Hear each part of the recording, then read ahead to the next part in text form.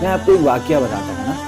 ایک پرانے زمانے میں بادشاہ ہوا کرتا تھا جس کو تلوار چلانے کا بڑا شوق تھا، مگر وہ ایکسپرٹ نہیں تھا.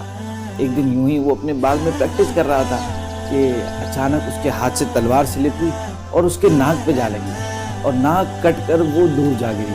اب بادشاہ پریشان کہ دربار میں کیسے جاؤں گا. پہلے تو کئی دن وہ دربار میں گیا ہی نہیں. پھر جیسے ہی اس کا زخم ٹھیک ہوا تو وہ آیا.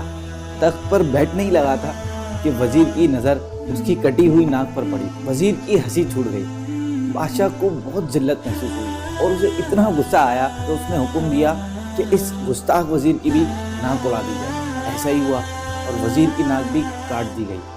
اب دوسرے دن دربار میں عام محفل سجی. بادشاہ اور وزیر جیسے ہی آئے تو کٹی ناک دیکھ کر سب کی ہنسی نکل گئی. بادشاہ اور وزیر نے فیصلہ کیا کہ ان سب کی ناک اڑا دی جائے. چنانچہ ایسا ہی ہوا اور سب کے سب نک کٹے بنا دیے گئے. یوں باہر بھی ہونے لگا تو جس کے انڈر ہوتا وہ اس کی ناک کٹوا دیتا. ہوتے ہوتے یہ ایک ٹرینڈ بن گیا. ایون یہاں تک ہو گیا کہ کوئی بچہ پیدا ہوتا تو اس کی ناک کٹوا دی جاتی اور یوں سارے نک کٹے ہنسی خوشی رہنے لگے. پھر ایک دن ایک دور دراز کے شہر سے کسی مسافر کا اس شہر میں آنا ہوا.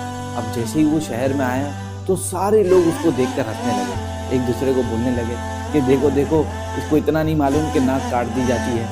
اب وہ الگ پریشان کہ کیا ہو رہا ہے میرے ساتھ. اور this is the same thing happened with Muslim. یہی ہوا ہے مسلمانوں کے ساتھ بھی. یہ داڑھی، یہ امامہ، یہ ہماری عزت تھی. یہ پیارے آقا صلی اللہ علیہ وسلم کی سنت تھی. یہ ہماری ہسٹری تھی. مگر ہم نے اسے اتنا چھوڑ دیا کہ آج ہماری آنے والی نسلیں اسے کوئی ایلین لباس سمجھتی ہیں. اور اس سے اسٹرینج بات میں آپ کو بتاؤں کہ کچھ لوگ اس کا مذاق اڑاتے ہیں. They make fun of it. کہا جاتا ہے if you want to destroy a nation, destroy its history. لوگوں کو سوچنا چاہیے، اپنی ہسٹری کو یاد رکھنا چاہیے، اسے بھولنا نہیں چاہیے.